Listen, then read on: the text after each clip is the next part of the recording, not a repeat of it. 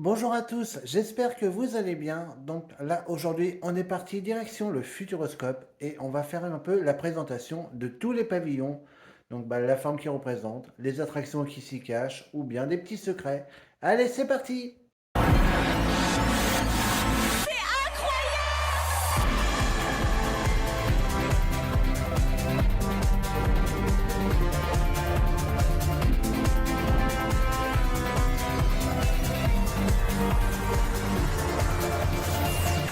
Et on va commencer bien sûr par le pavillon emblématique du parc, le pavillon du Futuroscope qui a ouvert en 1987, donc dès l'ouverture du parc. Donc sa forme est un prisme de verre supporté par une sphère et il représente un lever de soleil qui se dirige toujours vers l'horizon. Pour la petite histoire, sachez qu'au tout début du parc, dans les premières années, il y avait un ascenseur qui était intégré à une attraction qui était basée sur Christophe Colomb. Et cet ascenseur va vous mener directement en haut de la sphère où il y avait eu un mapping donc d'un ciel étoilé. Ensuite, en 2012, ils se sont aperçus que la boule commençait à détériorer, il commençait à y avoir de l'érosion.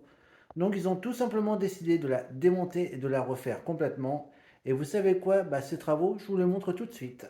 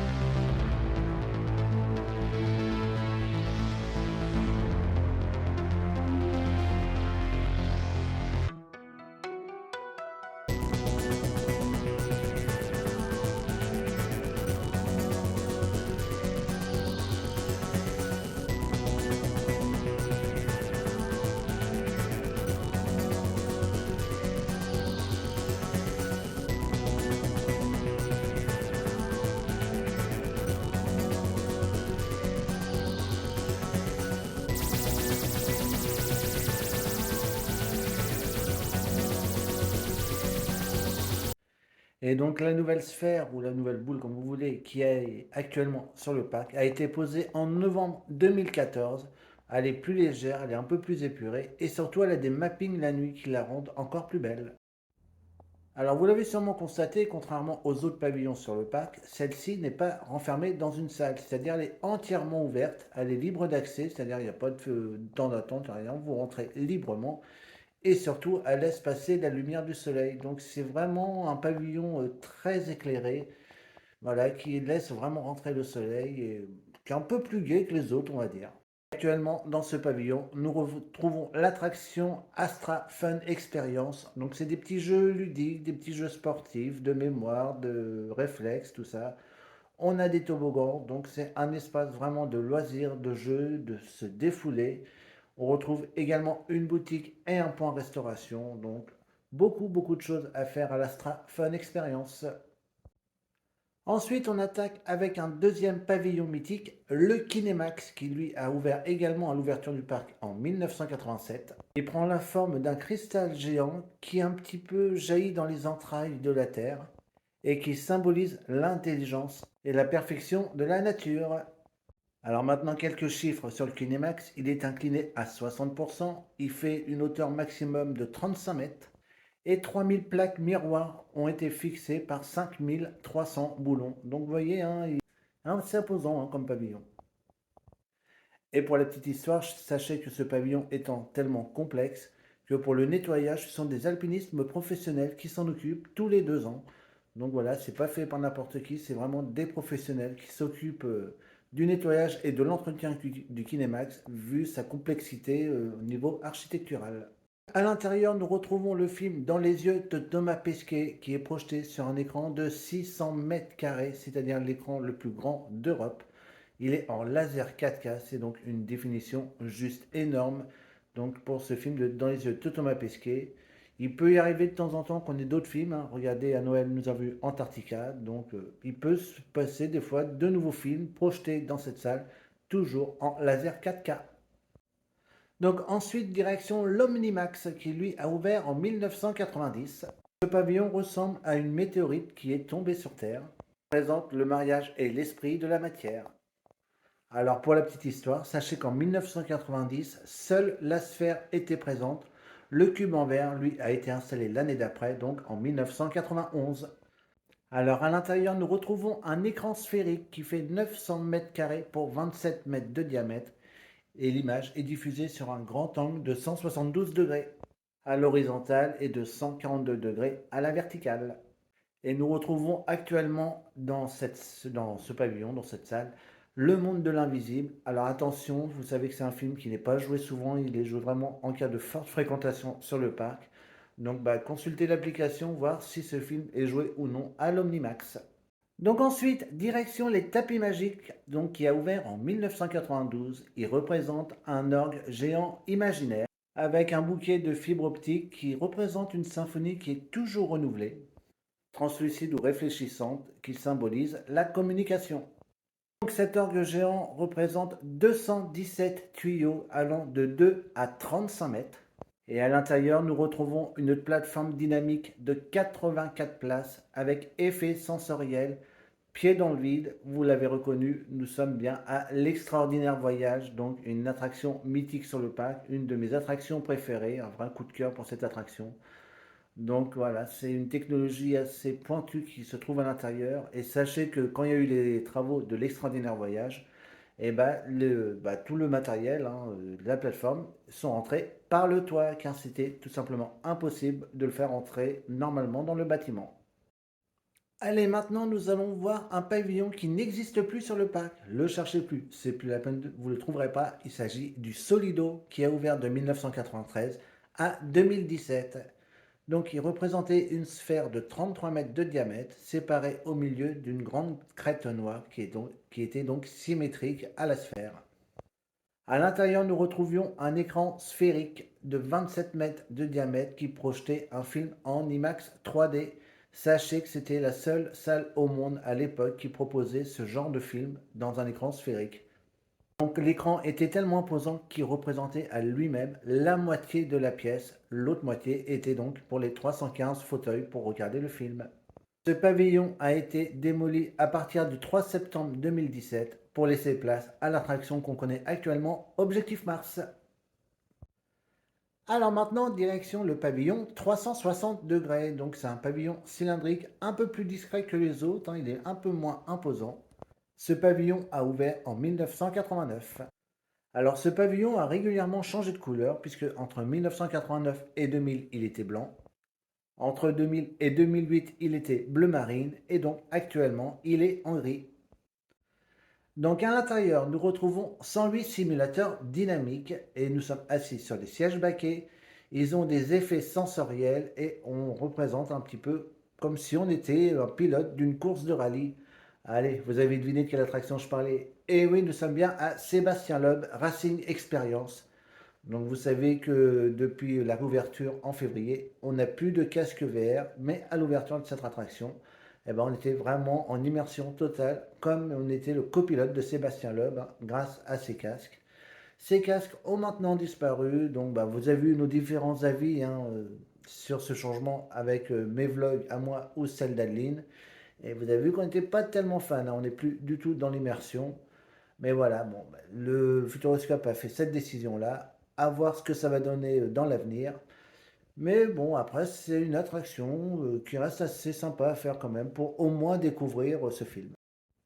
Direction maintenant le pavillon de la communication qui a ouvert en 1988. Mais attention, entre 1988 et 2011, ce pavillon avait un autre nom, c'était le pavillon de la créativité. Donc il représente une goutte d'eau qui est le symbole même de la communication. Cette goutte est tombée de nulle part, frappant la surface de l'eau. Donc elle crée des ondes qui se propagent à l'infini, dans des directions aléatoires. Alors ce pavillon a une petite particularité, puisqu'il compose trois attractions. Donc nous avons d'abord une salle projetant un film 3D avec effet 4D et effet sensoriel, avec une plateforme au sol dynamique. Vous avez compris qu'on parlait de l'attraction Étincelle, la malédiction de l'opale noire. Ensuite, nous avons une salle un peu plus classique qui projette des films 3D. Sachez qu'à partir de 2015, cette attraction a été renommée Studio 16 et maintenant elle s'appelle Kinekid. Et enfin, à partir de 2005, une troisième attraction ouvre, ce sont les yeux grands fermés. Mais cet espace avant été utilisé, c'était une salle de projection dans l'attente donc du Studio 16 ou maintenant Kinekid. Donc c'était en gros une salle d'attente. Et maintenant donc c'est devenu les yeux grands fermés qui donc représente un grand parcours dans le noir complet et donc accompagné d'un guide aveugle ou malvoyant. Alors une petite anecdote aussi, sachez qu'au tout début de l'utilisation de ce pavillon, eh bien il y avait une boîte de nuit. Alors cette boîte de nuit, elle était interne aux employés du Futuroscope.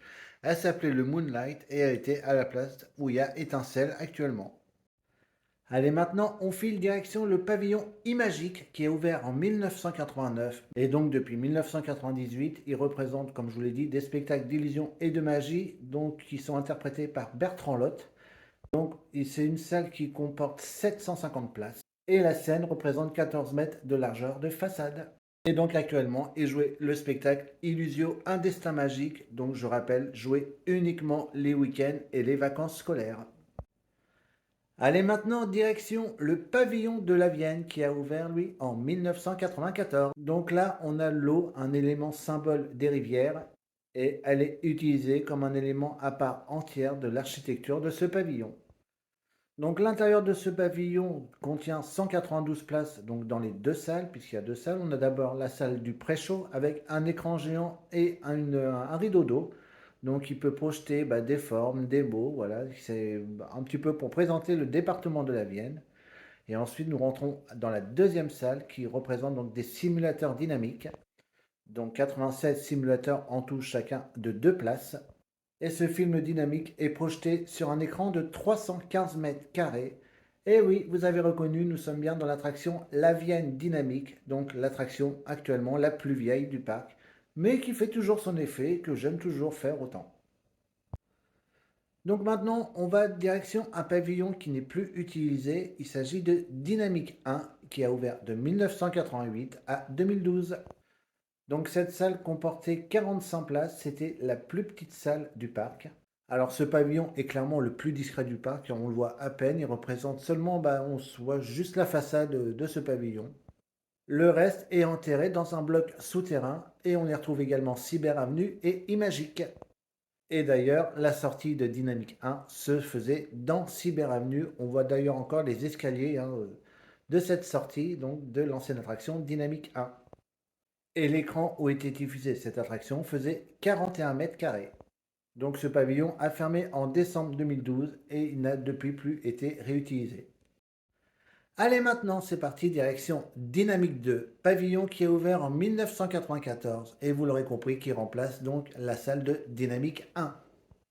Donc lui encore, c'est un pavillon qui est assez discret puisqu'il représente seulement une grande façade métallique. Donc à l'intérieur, nous retrouvons 15 simulateurs de 4 places composés de 6 vérins hydrauliques, ce qui lui permet beaucoup de mouvements possibles, translation et rotation, et c'est même d'ailleurs l'attraction la plus dynamique du parc. Et de ce fait, le parc, et puis moi-même, du coup, je vous recommande pour les personnes les plus sensibles, les plus fragiles, si vous voulez vraiment faire cette attraction, placez-vous sur les sièges du milieu, puisque les mouvements sont très secs dans cette attraction. Et du coup, les places du milieu, c'est là que vous avez un peu le moins de rotation. Donc, on va dire ça passera mieux. Mais malgré tout, elle secoue très très fort. Donc, faites attention, hein, vraiment les personnes sensibles du dos notamment. C'est une attraction que je ne vais pas vous inviter à faire, hein, parce que je pense que vous n'allez pas ressortir indemne de cette attraction sinon.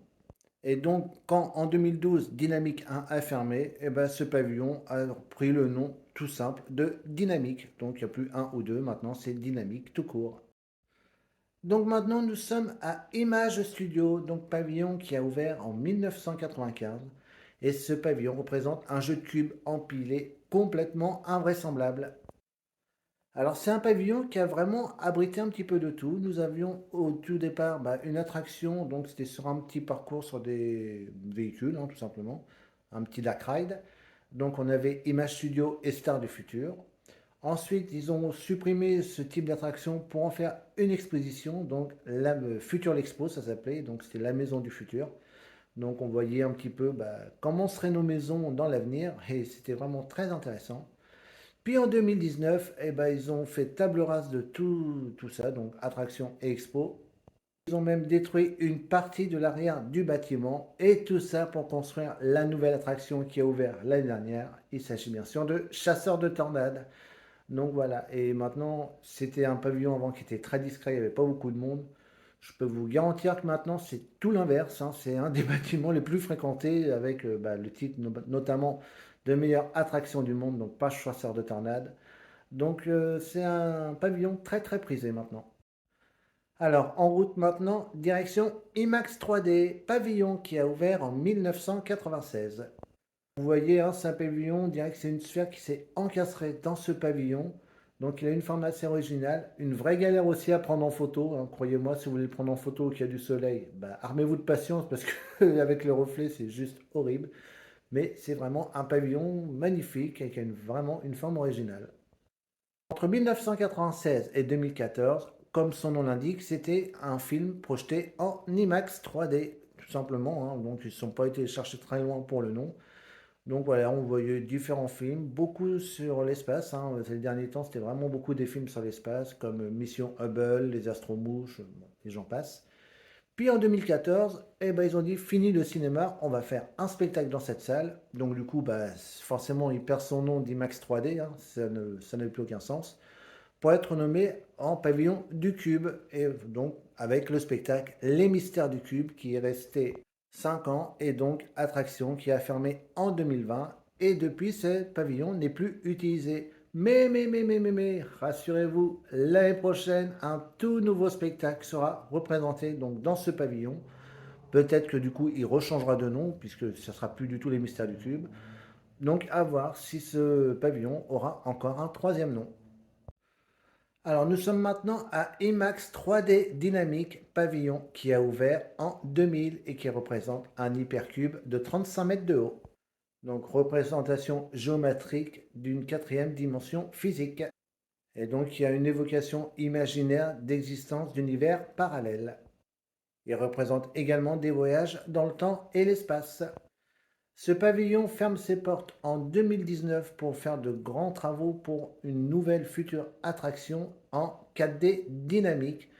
Et oui, il s'agit de l'attraction d'Arthur, l'aventure 4D, attraction encore mythique sur le parc qui est là depuis un petit moment maintenant et qu'on ne se lasse pas. Alors maintenant, direction l'Aquascope, pavillon qui a ouvert en 1994. Et alors là, je sens qu'il y en a qui se disent, mais l'Aquascope, il ouvre pas l'année prochaine? Eh oui, puisque sachez qu'avant, c'était le nom d'un pavillon qui est toujours actuel, mais du coup qui a changé de nom.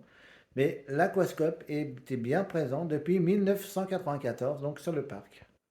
Alors à l'intérieur était diffusé un film sous forme de jeu, donc avec 268 places, donc c'était réparti en deux salles différentes, et les gens devaient répondre grâce à un écran et une console de jeu à différentes questions sur l'eau, donc vous avez compris avec Aquascope.